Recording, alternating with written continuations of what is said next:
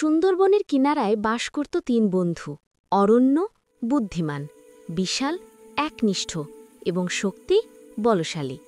তাদের বন্ধুত্ব ছিল ঠিক রাম, লক্ষ্মণ এবং হনুমানের মতোই শক্তিশালী। একদিন গভীর রাতে গ্রামে ডাকাতি হলে গ্রামবাসী ভয় পেয়ে যায়। অরণ্য রামের মতো বিচক্ষণ।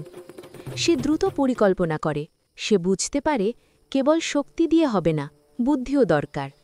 বিশাল লক্ষ্মণের মতো একনিষ্ঠ, অরণ্যের নির্দেশ মতো। বিশাল নিজের জীবন বিপন্ন করে লুকিয়ে গ্রামের মন্দিরের ঘণ্টা বাজাতে যায়।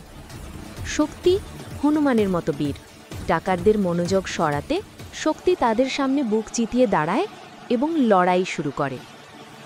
বিশাল যখন ঘণ্টা বাজালো, ডাকাতেরা মনে করল অনেক লোক তাদের দিকে আসছে। তারা ভয় পেয়ে লুটের মাল ফেলে পালাতে শুরু করে। তিন বন্ধুর বুদ্ধি, একনিষ্ঠতা আর সাহসের কাছে ডাকাতেরা হার মানে। গ্রামবাসী বুঝতে পারে এই তিন বন্ধুর সম্মিলিত শক্তিই গ্রামকে রক্ষা করেছে। গল্পের শিক্ষা: রাম, লক্ষ্মণ এবং হনুমানের মতো বন্ধুরা যখন বিচক্ষণতা, একনিষ্ঠতা এবং বীরত্বের বন্ধনে আবদ্ধ হয়, তখন সেই বন্ধন যে কোনো বিপদকে জয় করার মতো অসাধারণ শক্তিশালী হতে পারে।